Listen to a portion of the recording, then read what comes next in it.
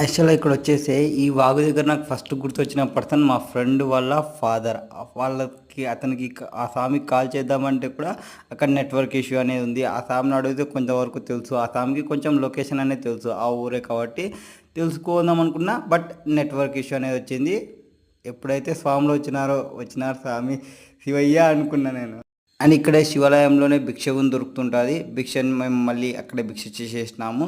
And ఇక్కడ మనకి ఎవరైతే వస్తుంటారో అండ్ వెళ్తుంటారో మనకి క్లియర్ ఇన్స్ట్రక్షన్ ఉంటుంది. ఇక్కడ పవిత్రమైనది మునులు తపస్సు చేసిన ప్రదేశం కాబట్టి మౌనంగా ఉండి భక్తి శ్రద్ధతో స్వామివారిని ధ్యానం చేసుకోవడానికి క్లియర్గా ఉంటుంది.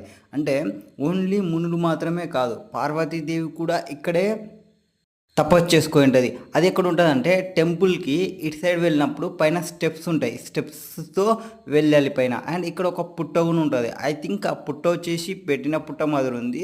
ఇంతకుముందు ఏదైనా పుట్ట ఉంటే ఆ ప్లేస్లో ఈ పుట్టని పెట్టినట్టున్నారు. కొంచెం అట్లనే కాదు, ఇక్కడ ఉంది చూడండి. ఇప్పుడు ఏదైతే పైకి ఎక్కుతున్నామో మేము, పార్వతీదేవి అక్కడ పైన కూర్చొని తపస్సు చేసుకుంటూ ఉన్నదంట. సో టెంపుల్కి రైట్ సైడ్ కొన్ని స్టెప్స్ ఉంటాయి. కొన్ని స్టెప్స్కి ఎక్కిన తర్వాత ఆ స్టెప్స్ ఎక్కి ఆ పైన వెళ్ళి ఒక చెట్టు ఉంటుంది. ఆ చెట్టు వచ్చేసి కోరికల చెట్టు అని కూడా కొంతమంది ఉంటారు. అండ్ అక్కడనే కోరికల చెట్లు ఎవరన్నా పర్సన్స్ పిల్లలు కావాలనుకుంటే ఆర్ వాళ్ళు కొంతమంది ఉయ్యాలలు కట్టడము అండ్ కొంతమంది వాళ్ళ యొక్క కోరికలను కోరుకొని ఉంటారు. అండ్ ఇక్కడ వెళ్తుంటేనే ఫస్ట్ ఒక రాయికి వచ్చేసి ఒక శివలింగం వేసి ఉంటారు. అండ్ శివలింగంని చూసుకోండి. శివలింగం అయినాక మళ్ళీ తిరుగుతాం. ఇది కోరికల చెట్టు చాలా మంది కట్టింటారు. అండ్ కొంతమంది ఏం చేసింటారంటే ఆ చెట్టు కిందనే అక్కడ ఎవరైతే ఒక రాయి ఉంది కదా అక్కడ పూజ చేస్తుంటారు. మేబీ అక్కడ కూర్చుందని కొంతమంది చెప్పినారు. అప్పుడు వచ్చిన స్వాములు చెప్పినారు అక్కడ కూర్చొని ఉంటుంది మాత స్వామి వచ్చేసి అని అంటారు.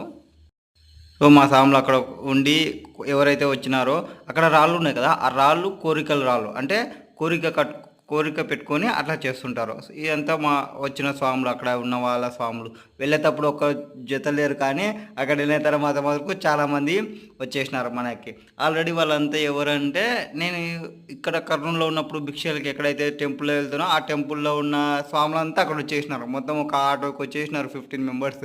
వెళ్ళేటప్పుడు అయితే ఒక్కడిని భయపడినా ఫస్ట్. యాక్చువల్గా కరెక్ట్ వచ్చినానా రాంగ్ వచ్చినానా బ్యాక్ వెళ్ళిపోదామా అన్న దానిలో నేను ఉంటి. టెంపుల్ దర్శనం లేకుండా బ్యాక్ వెళ్ళాల్సి వస్తుందేమో అనుకొని కాసేపు నిలబడితే ముగ్గురు స్వాములు వచ్చి హెల్ప్ చేసేసినారు మనకి. వచ్చేసినాం మనము. దర్శనం ఫుల్ ఫ్లెడ్జ్డ్గా కంప్లీట్ అయిపోయింది. సో టెంపుల్ వ్యూ అనేది భలే ఉంటుంది అక్కడ చూసుకుంటే. ఎవరైనా రావాలనుకుంటే వచ్చేయండి ఈ టెంపుల్కి. రుద్రకోడూరు రుద్రేశ్వర స్వామికి జై. రుద్రకోడూరు రుద్రకోటేశ్వర స్వామికి జై.